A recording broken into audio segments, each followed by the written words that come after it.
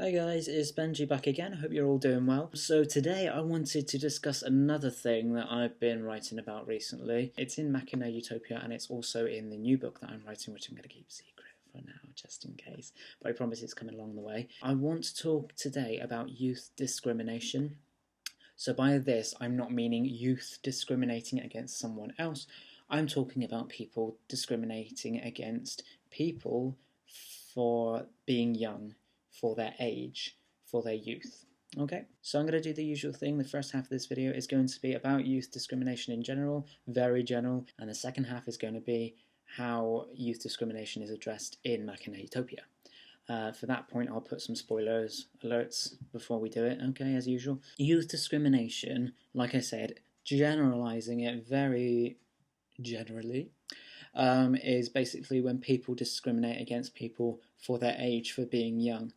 Dear God, I've had a lot of that, so this is something I can actually bond with people over. Dear God. So if you want to wiki it, that's all good. There is this amazing guy called Robert Neil Butler. I'm just going to take this tiny bit from wiki. So he describes 3 different subsections of age discrimination. He'd kind of focused it on discrimination against mature adults. So the first element is prejudgmental attitudes towards people of a certain age. Obviously, in this case, we're going to look at youth. The second element is where you practice discrimination against people of a certain age, so where you do actions upon your prejudgment. And the third thing is what he calls institutional practices. So that builds up the stereotypes or the stereotypical image of a person of a certain age.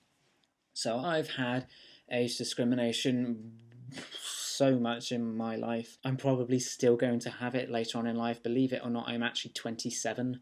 And I look about 12 sometimes, although it won't last, I assume. So I have no problem with getting like ID'd or anything like that at like a supermarket or an off license or something like that. That's not the type of discrimination I'm talking about at all, because I'm never going to have a problem with someone asking me for my ID, because like a bottle of 20 beers for me or the cost of someone else's job. You know what, I think I'll keep you in your job. You know, work is scarce nowadays. I think everybody at some point in their lives have had age discrimination. And it's a pain. It's such a pain, especially for youth, because they just assume, you know, that they just assume something. Do you know what I hate the most is, oh, you're too overqualified for this job. Isn't that a good thing? What they think is it's actually just a filler and that you're going to go off soon and find a better job. Yeah, because I'm qualified for it. But I can do the job better than the unqualified people. You idiot! So yeah, that's my little rant over on there. So this is the part where I say, spoiler alert, it's actually in Machina Utopia, so if you haven't read it yet. So in Machina Utopia, Danny, I love his character so much, is only 17 years old. He's a boy from Hungary. He's very alienated because he does not speak English. Only Aaron speaks Hungarian, and he's so socially inept that he doesn't hardly talk to him anyway. Although he is the best companion that Aaron's formed a bond with, if I argue correctly. But yeah, his age, it's not too highlighted in the book, but I wanted to just completely exceed expectations with Danny, which I hope that's what I've done. So, for example, there is a scene where Aaron and Amaris and Danny going to this hide into this lecture theatre, and at the bottom of the lecture theatre there's loads of Akale, and then they're just looking like, oh, for God's sake, not more fighting. And then Danny literally storms it. He goes down there and he's like doing backflips, somersaults, slashing, maiming, loads of really hardcore gritty action that he's doing, and he just stuns them. They're just completely in awe of his abilities.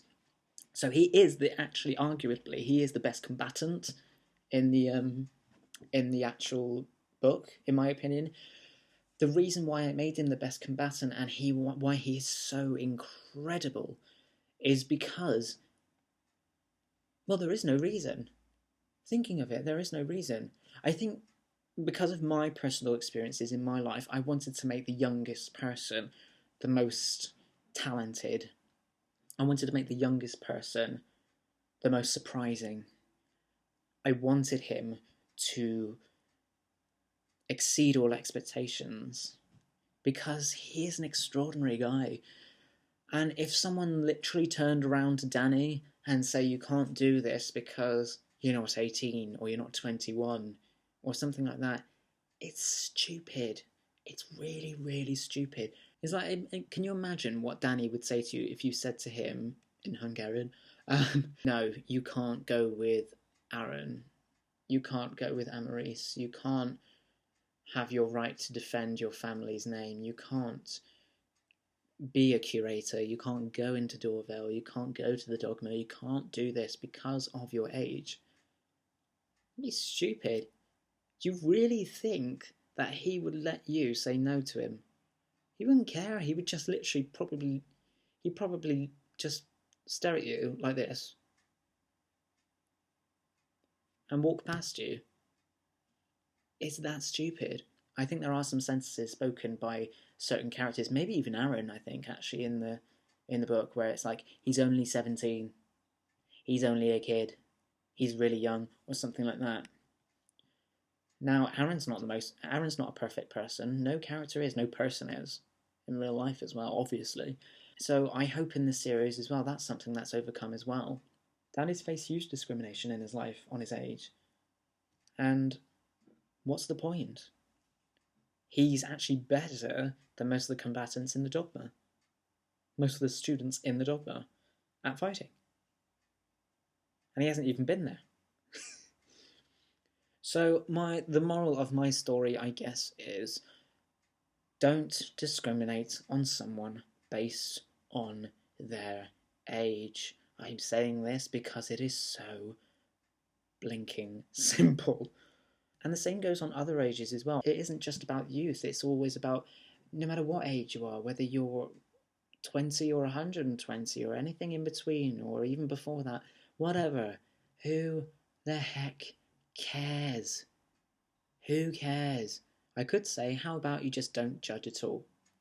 We're human beings, though, so our minds just work. They'll run away with us even if we try and stop them. I mean, not judging is the equivalent of an amazing Buddhist monk. So maybe we should go towards that goal, but in the meantime, let's just settle with, if you're going to judge someone, just judge them as a person, not because of what they look like, how old they are. Who cares? But anyway, that's me done for this time, guys. I promise the new book is coming very, very soon, and I'll keep you posted on everything that's happening. Take care.